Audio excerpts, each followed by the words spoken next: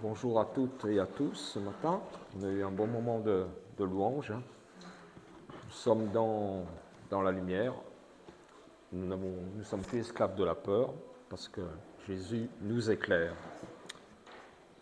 Alors on va regarder un passage dans l'évangile de Jean au chapitre 15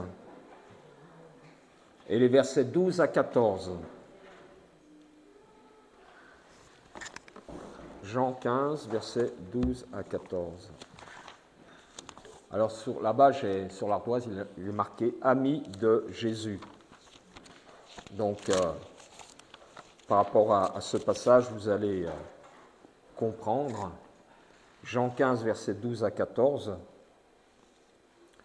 Et c'est un commandement du Seigneur. Le Seigneur Jésus nous donne ce commandement. Verset 12 du chapitre 15. Donc, juste avant, il a parlé de la vigne, des ceps et du sarment. Et là, il nous dit, verset 12, « Voici mon commandement, aimez-vous les uns les autres comme je vous ai aimé. » Donc, c'est Jésus qui est le plus grand exemple de l'amour. Verset 13, « Il n'y a pas de plus grand amour que de donner votre vie pour vos amis. » Donner sa vie pour ses amis. Alors peut-être que ça peut être de manière littérale, je ne sais pas, je ne sais pas ce que la vie nous réserve, et puis ça peut être aussi donner de son temps, donner de son argent, donner de ses capacités. Voilà, chacun de nous aussi voit au travers de ce verset comment il peut donner. Verset 14, « Vous êtes mes amis. » Jésus, il nous dit, « Vous êtes mes amis. » Si vous faites ce que je vous commande. Je ne vous appelle plus serviteur, parce que le serviteur ne sait pas ce que fait son Seigneur, mais je vous ai appelé ami, parce que je vous ai fait connaître tout ce que j'ai appris de mon Père. Jésus nous transmet ce qu'il a appris de son Père. Nous ne sommes plus serviteurs, mais il nous appelle amis. Parce que nous savons ce que le Seigneur fait. Et juste avant, je vais prier. Seigneur notre Dieu, nous te remercions parce que tu nous déclares tes amis, Seigneur. Si nous croyons en toi, Seigneur, c'est vrai qu'aussi nous sommes des serviteurs, mais plus que cela, tu fais de nous tes amis parce que tu nous révèles aussi qui est le Père et ta relation avec lui. Et Seigneur, tu nous as démontré aussi cet amour par l'amour de tes disciples, l'amour de tous ceux qui sont venus à toi. Tu n'as rejeté aucun, Seigneur. Tous ceux qui sont venus avec foi et confiance auprès de toi. Et Seigneur, aide-nous ce matin aussi à avoir cette foi et cette confiance dans ta parole. Amen. Voici mon commandement, aimez-vous les uns les autres comme je vous ai aimés. Il n'y a pour personne de plus grand amour que de donner sa vie pour ses amis. Vous êtes mes amis si vous faites ce que je vous commande. Donc, nous avons un commandement de la part du Seigneur. Alors, 2000 ans plus tard, il n'a jamais été aussi facile de se faire des amis. Si quelqu'un veut faire de vous son ami, il suffit de cliquer en haut à droite, puis de cliquer, cliquer sur paramètres, puis encore cliquer, puis voilà, c'est fait, on a un ami ou une amie. On vient de créer un nouvel ami. Et puis, inversement, si on veut supprimer des amis gênants, on inverse la procédure. Voilà, on supprime, on clique et on a supprimé. Voilà, c'est la technologie aujourd'hui, les réseaux. On peut supprimer comme on veut des amis, entre guillemets, parce que c'est peut-être des amis un peu lointains, on n'a pas de relation personnelle avec eux. Et puis même, on peut avoir plusieurs centaines d'amis sur Facebook. Des amis Facebook, ou peut-être des amis Twitter, ou je ne sais pas, des amis WhatsApp, voilà, il y en a. Et tout ça peut être très utile aussi pour faire connaître l'Évangile et faire avancer le royaume de Dieu. mais c'est quand même pas évident d'avoir 500 ou 800 amis. Hein. Imaginez, hein, si vous allez voir tous ces amis-là, peut-être que vous allez partir pendant plusieurs mois pour aller tous les voir. Mais est-ce que ce sont tous de vrais amis? Hein, ça dépend de la définition que l'on donne à ami, un ami. En même temps, une belle occasion nous est donnée de faire connaître la richesse de l'Évangile. Dans notre texte, Jésus nous dit « Voici mon commandement, aimez-vous les uns les autres comme je vous ai aimés. » Alors, on peut avoir des amis, mais est-ce qu'on va aimer cet ami? On peut avoir des frères et sœurs dans l'Église, mais est-ce qu'on va aimer notre frère ou notre sœur? Voilà un grand commandement plein de force et de beauté. L'Église de Jésus-Christ est une communauté de croyants où l'amour existe. On a parlé ce matin de la lumière qui est entre nous, que Jésus-Christ nous éclaire. Un amour véritable, authentique entre frères et sœurs en Jésus-Christ. Bien sûr, cet amour n'est pas parfait, loin de là. La pensée individualiste nous influence. C'est vrai que si on clique, on reste quand même chez soi, dans notre coin, et puis on n'a pas tellement plus d'efforts à faire.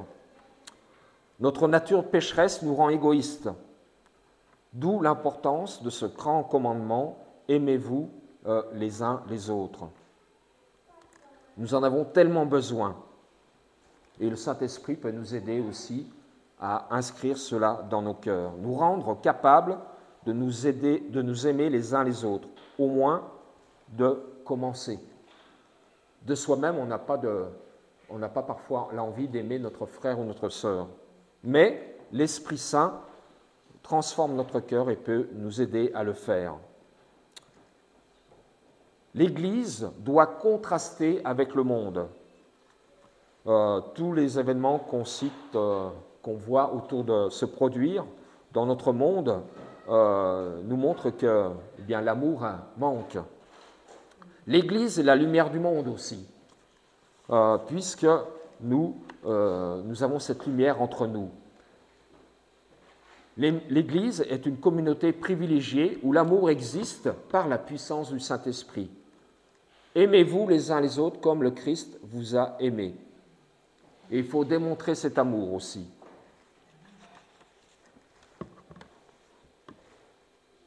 Jésus donne ce commandement pas très longtemps avant qu'il quitte cette terre, avant son sacrifice, avant de souffrir. Le Seigneur prépare ses disciples, sa mort, sa résurrection, sa montée au ciel, le don du Saint-Esprit. Jésus ne part pas sans rien donner. Il va donner le Saint-Esprit. Il prépare aussi ses apôtres à la grande mission, annoncer l'Évangile, poser le fondement de l'Église, construire l'Église. Jésus a laissé ses disciples, il n'a pas fondé une Église en particulier, mais il a confié cette mission à ses apôtres, aux disciples. Jésus, un tout petit peu avant, a dit à ses disciples « Moi je suis le cep, vous les sarments. Je suis la vigne, vous êtes les branches. Demeurez en moi et vous porterez beaucoup de fruits. » C'est grâce à notre relation avec Jésus que nous pouvons porter du fruit. C'est grâce à notre relation avec Jésus que nous pouvons nous aimer les uns les autres. Et le fruit est important. Le fruit démontre visiblement une réalité cachée. L'amour démontre ce que l'Évangile fait en nous. Nous ne voyons pas la vigne parce que Jésus est monté au ciel. Nous ne voyons pas non plus le lien qui unit les branches à la vigne,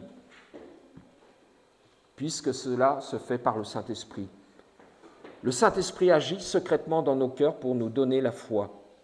Par contre, nous voyons le fruit sur les branches, le fruit de l'Esprit. Vous connaissez tous, je pense, le fruit de l'Esprit, cette énumération de ces fruits de l'Esprit. Et puis si on voit le fruit, cela démontre que la vie circule dans les branches. s'il n'y a pas de fruits sur un arbre, c'est que la sève ne monte pas dans les branches et jusque dans les feuilles et produire le fruit. Le fruit démontre que nous sommes unis à Jésus-Christ. Et le fruit aussi est produit par la puissance du Saint-Esprit. Et le fruit doit se voir aussi dans l'Église, dans l'Assemblée, dans notre Assemblée aussi, dans toutes les assemblées. Le fruit de l'amour et du Saint-Esprit. Quel fruit allons-nous porter? Jésus a déjà mentionné la joie au verset 11. Le fruit de l'Esprit aussi, c'est la joie. Mais aussi, il y a la paix. On en a parlé dimanche dernier. Aussi, c'est un fruit de l'Esprit. Ça, c'était aussi au chapitre précédent, dans Jean 14. Le fruit de l'Esprit, et le fruit que nous pouvons porter, c'est la joie et la paix. Jésus prépare ses disciples à recevoir sa joie et sa paix. Mais il n'y a pas que cela. Il leur parle maintenant de l'amour. Le fruit de l'Esprit, c'est l'amour, la joie, la paix, comme dit l'apôtre Paul en Galates 5, chapitre 5, verset 22. Dans le fruit de l'Esprit, il y a de l'amour, la joie, la paix. L'amour que nous aurons les uns pour les autres dans l'Église est la démonstration visible de l'œuvre de l'Esprit dans nos cœurs. S'il y a de l'amour entre nous, c'est la preuve que l'Esprit vit en nous et agit en nous. À quoi ressemble ce fruit? On parle beaucoup d'amour, mais ça ressemble à quoi l'amour que le Seigneur nous commande d'avoir? À quoi ressemble cet amour que le Seigneur nous commande d'avoir? Aimez-vous les uns les autres comme je vous ai aimé. Mais comment faire? Enfin, comment le démontrer? Ou comment le mettre en action? Notre amour pour les autres doit ressembler à l'amour que le Christ a eu pour nous. À quoi ressemble son amour? C'est d'abord un amour sans réserve. Jésus a aimé tous ceux qui sont venus à lui. Il a aimé ses disciples, même Pierre qu'il a rejeté.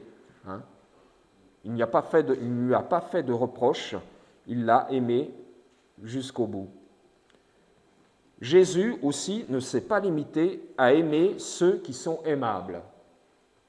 On a tous envie d'aimer ceux qui sont aimables. Puis ceux qui ne sont pas aimables, on n'a pas envie de les côtoyer. Jésus est allé s'asseoir avec des collecteurs d'impôts et des prostituées. Et si vous vous souvenez, vous voyez les commentaires désobligeants des religieux de l'époque. Jésus qui va s'asseoir avec un collecteur d'impôts ou rencontrer une prostituée. Jésus est allé parler à la femme samaritaine qui avait eu 5 maris et qui vivait avec un homme qui n'était pas son mari. Donc Jésus s'approche de ceux que l'on laisserait de côté. Jésus a même rassemblé un groupe d'hommes qui se querellaient entre eux pour savoir qui était le plus grand parmi eux. Vous vous souvenez de cet épisode où les disciples, qui est le plus grand parmi nous? Et nous, parfois, on regarde aussi parfois aux apparences et on se dit, celui-là, il est beau, intelligent, il est aimable, mais voilà, c'est pas ce que le Seigneur aussi voit au travers de l'Esprit qui est en nous. Dans quelques instants, Pierre va renier son maître et les autres l'abandonneront. Jésus est-il surpris? Est-ce que Jésus va laisser tomber ses disciples puisqu'ils l'ont abandonné, puisqu'ils l'ont même et Pierre l'a renié? Non, il les aime tellement qu'il s'en va à la croix pour mourir pour eux. Jésus aime tellement ses disciples qu'il va mourir à la croix pour eux. On connaît ce chant qui nous dit que voilà, Jésus nous a tant aimés qu'il a donné sa vie pour nous. Jésus aime des gens qui ne sont pas aimables. Mais quand même, il nous appelle ses amis. Jésus nous appelle ses amis. C'est ce que j'ai demandé à Yvon de marquer sur l'ardoise, amis de Jésus. C'est Jésus qui décide de faire de nous ses amis. et non l'inverse. C'est lui qui a fait le chemin pour que nous soyons ses amis. Bien sûr, on a lu tout à l'heure, au verset 14, « Vous êtes mes amis si vous faites ce que je vous commande. Je ne vous appelle plus serviteur. » Donc apparemment, Jésus met quand même une condition. « Vous êtes mes amis si vous faites ce que je vous commande. Je vous ai appelé amis. » Nous sommes des amis du Seigneur, de vrais amis. Mais, avant d'être ses amis, on était comme ces hommes, comme ses disciples, nous étions ennemis. Nous étions aussi ses ennemis. Paul, dans l'Épître aux Romains, nous dit, et on connaît, je pense, assez bien aussi ce passage, « À peine mourrait-on pour un juste. » Quelqu'un peut-être aurait le courage de mourir pour un homme qui est bon. Donc on en revient à ce que j'ai dit tout à l'heure, aimable. Hein? On peut secourir quelqu'un qui est aimable ou qui nous plaît. Mais en ceci, Dieu prouve son amour envers nous. Lorsque nous étions encore pécheurs, Christ est mort pour nous. Lorsque nous étions ennemis, nous avons été réconciliés avec Dieu par la mort de son Fils.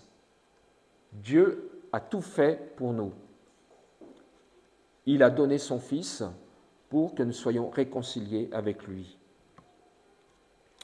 L'amour de Dieu est tellement puissant qu'il transforme des ennemis en amis. C'est un miracle. Et pour cela, il a fallu un amour sans réserve.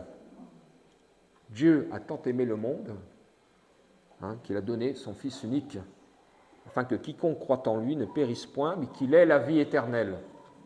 C'est quand même un Dieu si grand, mais si plein d'amour pour nous, pour sa créature. Jésus-Christ, le Fils de Dieu, a aimé des personnes qui n'étaient pas aimables. Pourquoi nous aime-t-il ? C'est parce qu'il nous aime. Et là, on ne peut rien ajouter. C'est la décision de Dieu, par Jésus-Christ, de nous aimer. Simplement, réellement. Alors comment devons-nous aimer nos frères et sœurs dans l'Église ? Comme le Christ nous a aimés. Dieu le Père a décidé de nous prouver son amour par Jésus-Christ, mort sur la croix. Et comment devons-nous aimer nos frères et sœurs dans l'Église ? C'est comme le Christ nous a aimés. Bien sûr, nous n'allons pas aimer seulement ceux qui sont aimables. Nous aimerons ceux qui ne sont pas aimables. Là, c'est plus dur. Alors, ce qui est dangereux aussi, quand on aime quelqu'un d'autre, c'est de se connaître. Parce que quand on clique à droite sur l'écran, on a un nouvel ami, mais on ne le connaît pas. On ne connaît pas son caractère, on ne connaît pas ses faiblesses, on ne connaît pas ses défauts ou ses qualités. C'est dangereux de se connaître. À mesure que nous apprenons à nous connaître, que ce soit notre conjoint, nos enfants, nos parents, nos collègues de travail, nos frères et sœurs dans l'Église, eh bien, on se met à découvrir les péchés, à découvrir les défauts, des manies. On a des manies, les uns et les autres. Et il y a aussi des choses qui nous irritent chez ces personnes-là aussi. Bon, les amis Facebook sont faciles à aimer. Ils sont loin, distants. Ils nous présentent une belle image d'eux-mêmes. Donc ça va bien. Mais quand on se frotte aux autres, c'est là que l'amitié est testée. La vraie amitié est testée. Le vrai amour est mis à l'épreuve. Voilà. Elisa aussi a besoin d'amour. Voilà, elle a besoin d'être prise dans les bras aussi. Comme nous, on peut être pris dans les bras de notre Père, de notre Seigneur Jésus-Christ.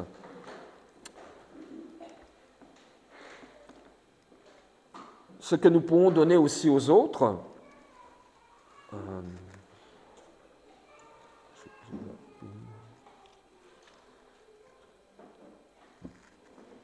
Christ s'est sacrifié pour son Église comme il s'est donné pour elle quand il était suspendu sur la croix. Jésus a été suspendu, cloué à la croix pour l'Église. Il l'a fait aussi pour nos relations humaines et spirituelles dans l'Église. On a du pain sur la planche pour nous aimer les uns les autres. Est-ce que c'est vraiment intéressant de donner sa vie pour ses frères ou ses sœurs? Est-ce que c'est vraiment intéressant de donner sa vie pour ses frères et ses sœurs? Ben oui et non. Non, parce que généralement, nous ne sommes pas portés à donner notre vie pour les autres. On aime bien sa vie pour soi-même aussi. Ce n'est pas naturel. Mais on peut dire oui, parce que le Saint-Esprit déverse dans nos cœurs l'amour de Dieu. Naturellement, je ne suis pas enclin à aimer mon prochain. Mais l'amour versé dans mon cœur par le Saint-Esprit peut m'aider à aimer mon frère ou ma sœur.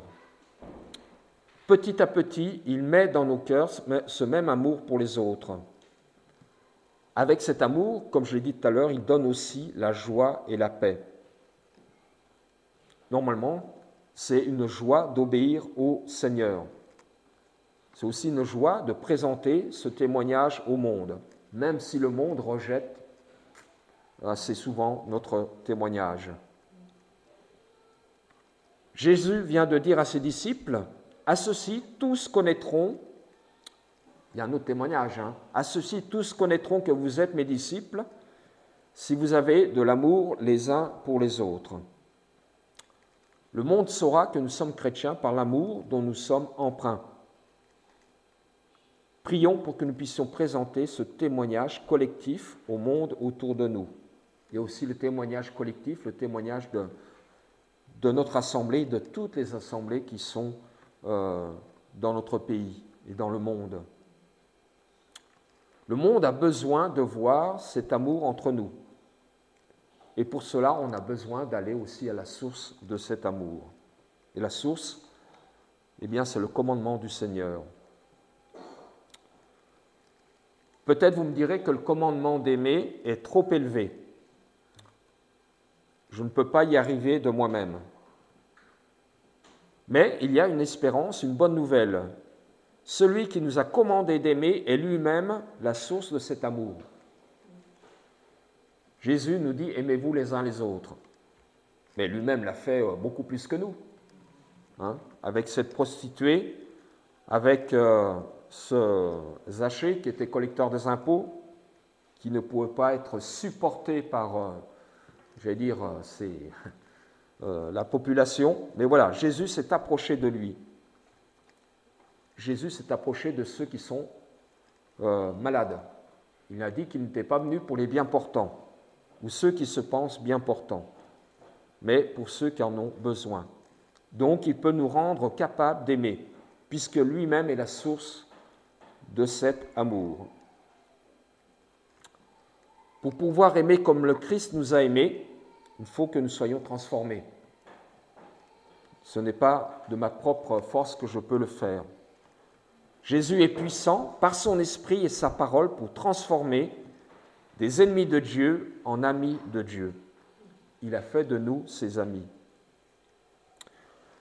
Le Seigneur dit au verset 14, « Vous êtes mes amis si vous faites ce que je vous commande. » Donc à première vue, on a l'impression que cela dépend de nous, comme si Jésus disait, « Si vous faites ce que je vous commande, alors je vous accepterai comme ami. » Une condition. « Si vous faites ce que je vous commande, alors je vous accepterai comme ami. » Ce n'est pas du tout le sens de cette parole. Jésus vient juste de dire que pour porter du fruit, il faut être attaché à la vigne. Moi, je suis le cep, vous les sarments, celui qui demeure en moi comme moi en lui, porte beaucoup de fruits, car sans moi, vous ne pouvez rien faire. Donc, c'est notre attachement à Jésus et à sa parole qui produit la vigne, qui produit cet amour.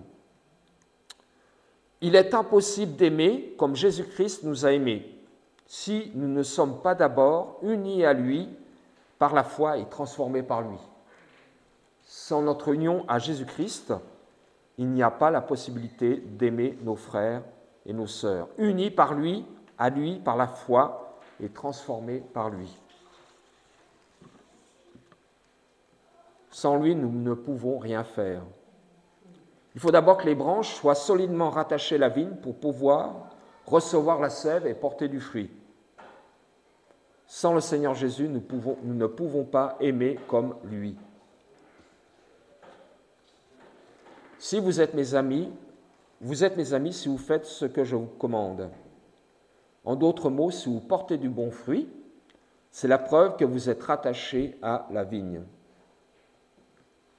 Si vous faites ce que je vous commande, si vous avez de l'amour les uns pour les autres, c'est la démonstration que vous êtes mes amis authentiques. Ce n'est pas notre obéissance qui fait de nous des amis de Jésus. C'est Jésus qui fait de nous ses amis, pour ensuite nous donner la force et la joie de nous mettre à vivre dans l'obéissance à sa parole et à ses commandements. Jésus a tout accompli. C'est Jésus qui fait tout en nous.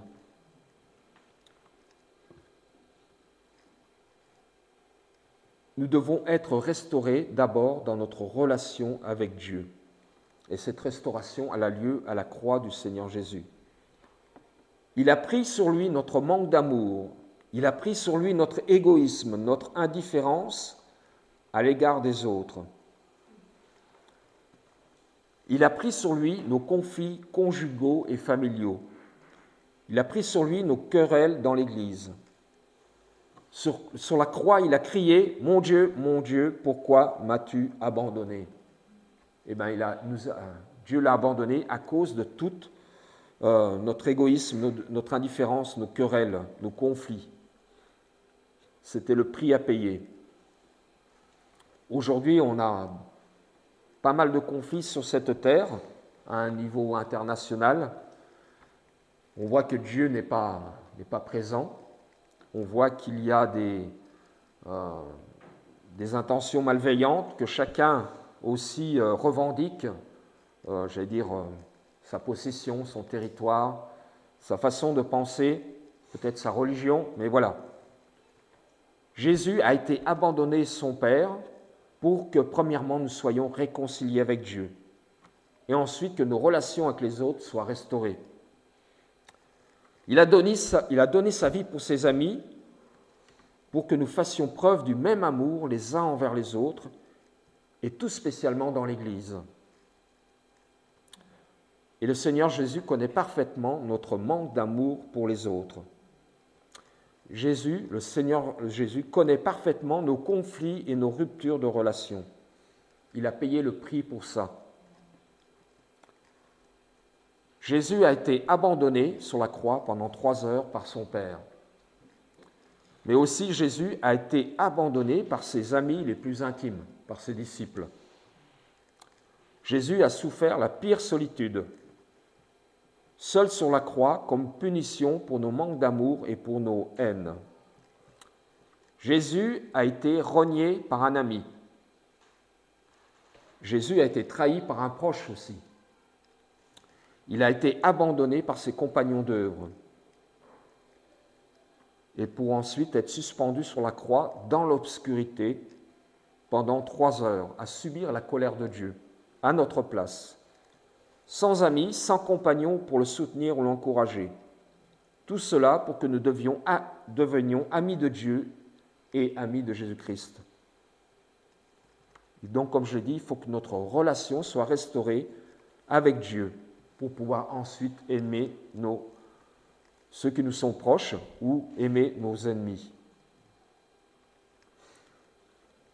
Son amour pour nous est puissant pour produire en nous le bon fruit de l'amour pour nos frères et sœurs dans son Église.